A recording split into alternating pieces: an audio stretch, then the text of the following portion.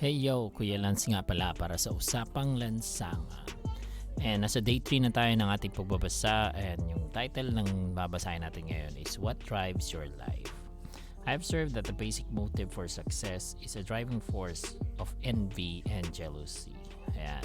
So sabi dito, ang pinakamotibo daw natin para mag-succeed ay inggit at selos. Yan. Pag nainggit ka or nagselos ka sa ibang tao dahil sa success na meron sila, gusto mo ring maging successful.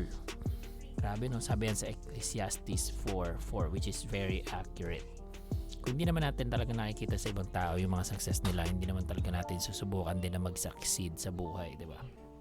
So the man without a purpose is like a ship without rudder, a wave, a nothing, and no man. Okay? Everyone's life is driven by something. Yan, tama yun. Meron naman talaga tayo pinagugutan kung bakit tayo nabubuhay. So most dictionaries define the verb drive as to guide, to control, or to direct. Whether you are driving a car, a nail, or a golf ball, you are guiding, controlling, and directing it at the moment. Yan. What is driving force in your life? So ano yung talagang pinagugutan mo para mabuhay? Or sa buhay mo, ano yung talagang namumudyok sa'yo or parang driving force mo? So right now, you may be driven by a problem. Yan. Pwedeng pressure, pwedeng deadline. You may be driven by painful memory, a haunting fear, or unconscious belief. So yan ang pwede palang mag-drive sa buhay natin. Problem, pressure, deadline, painful memory, a haunting fear, yan. Yeah. And unconscious belief. Diba? Mga paniniwala. So there are hundreds of circumstances, values, and emotions that can drive your life. Here are 5 of the most common ones. Okay, una, many people are driven by guilt. Okay, they spend their entire lives running from regrets and hiding their shame. Guilt-driven people are manipulated by memories. They allow their past to control their their future. They often unconsciously punish themselves by sabotaging their own success. Okay, so may mga tao talaga na dahil dun sa guilt feeling nila, yun yung parang pumipigil sa kanila para mag-succeed. So when Cain sinned, his guilt disconnected him from God's presence, and God said, "You will be a restless wanderer on earth." So that describes most people today wandering through life without a purpose. Yan, karamihan doon ng tao ngayon is katulad ni Cain. Malala nyo, si Cain ay kapatid ni Abel, ni Abel, na anak ni Adam and Eve. No? So Cain nagselos kay Abel at pinatay niya si Abel. And yun yung nag-reason kung bakit siya naging restless wanderer. So kung saan-saan siya napadpad. So katulad daw ng mga tao din ngayon, no? So kung saan-saan, or sabihin natin na nabubuhay like a restless wanderer. So walang purpose ang buhay. So kung saan lang sila mapunta, yun na yun. Okay? So we are products of our past, but we don't have to be prisoners of it. So produkto tayo ng ating kahapon, pero hindi tayo dapat maging preso or hindi tayo pwedeng makulong dun sa past na yon. So God's purpose is not limited by your past. So yung purpose ni God sa buhay mo ay hindi limitado sa iyong kahapon. So kalimutan mo na yun, no? So He turned a murderer named Moses into a leader, and a coward named Gideon into a courageous hero. Ayan si Moses, hindi naman talaga siya ganun ka-perfect before nung naging prophet siya. He was a murderer kasi pinatay niya isang Egyptian. Pero hindi yun nakita ni God, yung past na yun, no? To make him a leader. And yung kaduwagan ni Gideon, no, to fight against the Palestine, hindi yun ang Palestine tama ba? Yan, hindi yun ang nagpahinto sa kanya para maging hero. So he can do amazing things with the rest of your life too. Yan. So sa buhay mo rin, maraming pwedeng gawin si God.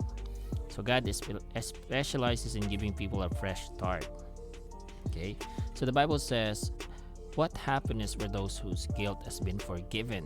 What relief for those who have confessed their sin and God has cleared their record."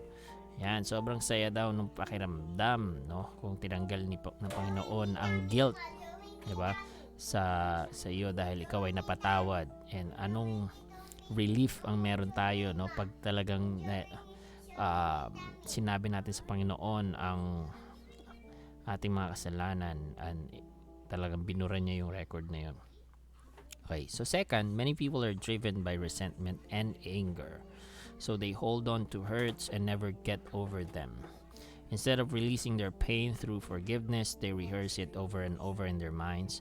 Some resentment-driven people clam up and internalize their anger, while others blow up and explode onto others.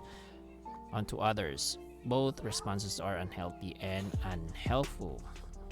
Ayan yung mga taong kinikimkim ang galit, no? So ni-rehearse daw nila ito ng paulit-ulit sa kanilang isip.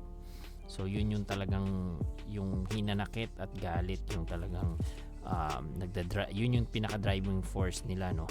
And madalas yung iba ini-internalize nila yung galit, at yung iba binubuntun nila yung galit sa ibang tao, which is unhealthy and unhelpful. So resentment always hurt you more than it does the person you resent. Ayan. So mas sinasaktan ka ng mga hinanakit mo kaysa dun sa taong nanakit sa'yo. While your offender has probably forgotten the offense and gone on with life, you continue to stew in your pain, perpetuating the past. No, kung binabalik-balikan mo yung masasakit na past na yon, no, yung nakasakit sa iyo, malamang naka-move on na sa buhay at nakalimutan na yung mga sakit na dinulot niya sa iyo, habang ikaw naman, dahil binabalikan mo pa yung past na yon, no, mas sinasaktan mo yung sarili mo, no, sa pagbalik doon. Ito, listen, sabi dito. Those who have hurt you in the past cannot continue to hurt you now unless you hold on to the pain through resentment. Yan, hindi ka na kayang saktan ng taong nakasakit sa iyo in the past kung, 'di ba? Kung hindi mo na pinanghahawakan yung sakit na yon sa paghihinakit or pagmumukmuk. So, sabi dito, your past is past. Nothing will change it. You are only hurting yourself with your bitterness. For your own sake, learn from it and let it go. The Bible says to worry yourself to death with resentment would be a foolish, senseless thing to do. Okay? So many people are driven by fear. Yan, takot. Their fears may be a result of traumatic experience, unrealistic expectation, growing up in a high-control home, or even genetic predisposition. Regardless of the cause, fear-driven people often miss great opportunities because they're afraid to venture out. Instead, they play it safe, avoiding risk and trying to maintain the status quo. And dahil yung iba talaga ang nagda-drive sa buhay nila is takot. So instead na gawin nila yung mga bagay na maganda sana, pero dahil takot sila based on experience or dahil may mga unrealistic expectations sila, yung pinangungunahan nila yung resulta na baka mag-fail, baka ganto, baka ganyan. Takot yung nangunguna, kaya hindi nila nagagawang kontrolin, no? Or hindi nila yung driving force na meron sila is hindi maganda. So fear is self-imposed prison. So ikaw yung gumagawa ng sarili mong kulungan pag meron kang fear. So will keep you from becoming what God intends for you to be. No? Yan yung pumipigil sa gusto ni God kung ano ka dapat. So you must move against it and the weapon of faith. Against it with the weapon of faith and love.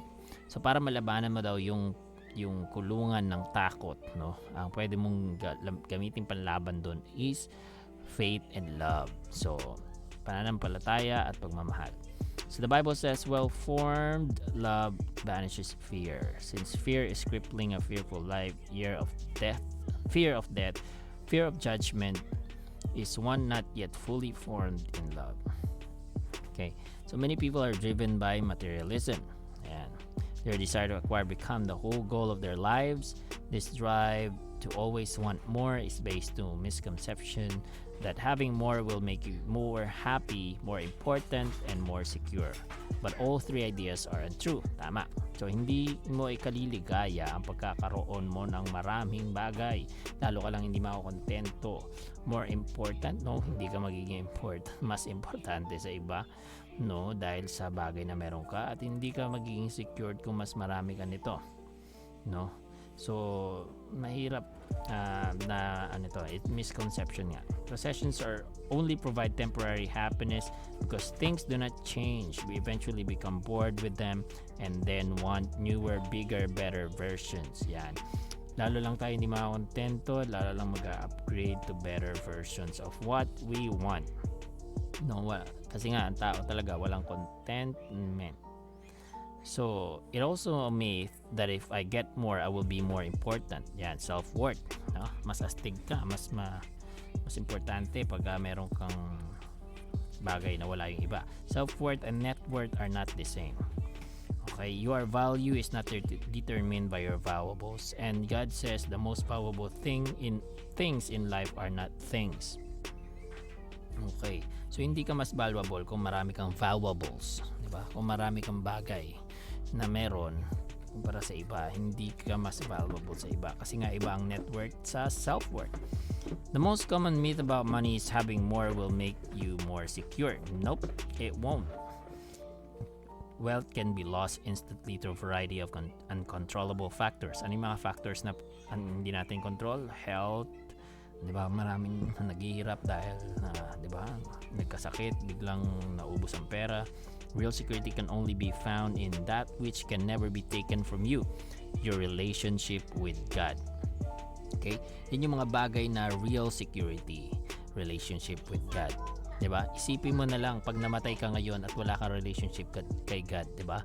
Unsecured ka nun. Unlike pag meron kang magandang relationship kay God and ang value mo kay God is napakataas compared sa value mo sa earth, 'di ba? Iba kasi ang value na pagtingin ng tao sa tao kaysa sa pagtingin ni God sa tao. Iba yung pagba-value ni God sa tao Hindi niya nakikita kung ano yung mga physical. Ang nakikita niya is spiritual, yung kalooban mo, yung pagkatao mo, and lahat. Hindi katulad sa tao, ang tinitignan nila is yung panlabas. Di ba? Yung value na nakikita ni God sa iyo is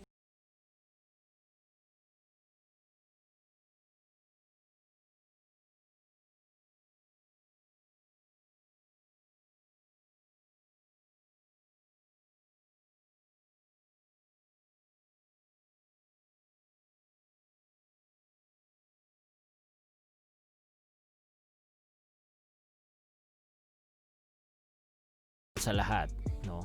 Or katanggap-tanggap sa society, yun yung ginagawa nila. Pero pag yung karamihan ng tao is not agree with it, or yung family members, or pag hindi agree si wife, no? So hindi nila yung ginagawa. So they allow the expectation of parents or spouses or children or teachers or friends to control their lives. Many adults are still trying to earn the approval of unpleasable parents. Others are driven by peer pressure, always worried by what others might think. Ayan. For example, meron ka talagang gustong gawin. Like, may gusto ka talagang kurso pero yung parents mo is sila yung nag-decide. Or kung yung mga friends mo, 'di ba? Kahit na ayaw mo naman maging nurse, pero karamihan ng friends mo sa high school gusto maging nurse, so magiging nurse ka na lang din. So controlled nila yung life mo in that way. So unfortunately, those who follow the crowd usually get lost in it. So madalas yung mga sinusundan lang nila yung karamihan, sila yung madalas ligaw. So I don't know all the keys to success, but one key to failure is to try to please everyone. Dahil piniplease mo lang yung gusto ng karamihan, no? Yun yung talagang key to failure. Being controlled by the opinions of others. So wala ka ng sarili mong desisyon. No? So ito basahin natin. So sabi dito, being controlled by the opinion of others is guaranteed way to miss God's purposes for your life. So pag sinusunod mo lang talaga yung gusto ng ibang tao, so ito ay garantisadong pagtaliwas, no?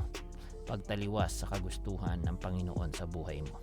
So Jesus said no one can serve two masters. No, you cannot serve God and money at the same time. You can either despise the other, or, di ba? Ganun lang 'yan. There are other forces that can drive your life, but all lead to the same dead end: unused potential, unnecessary stress, and unfulfilled life. Ayan. So, yung mga ibang forces na yan, pag yan yung nag-drive sa life mo, yung ibang potential mo, hindi mo magagamit. Tapos, sobrang stress mo pa dahil wala namang kakwenta-kwenta yung ginagawa mo. At walang nangyari sa buhay mo. Di ba? So, the 40-day journey will show you how to live a purpose-driven life. A life guided, controlled, and directed by God's purposes. Nothing matters more than knowing God's purposes for your life. And nothing can compensate for not knowing them. Diba? Not success, wealth, fame, or pleasure. Diba? Sobrang ganda no. Pag nalaman mo na yung purpose mo sa Panginoon, walang success, wealth, fame, or pleasure na pwedeng ipagpalit dyan. Kasi lahat yan, success, wealth, fame, or pleasure,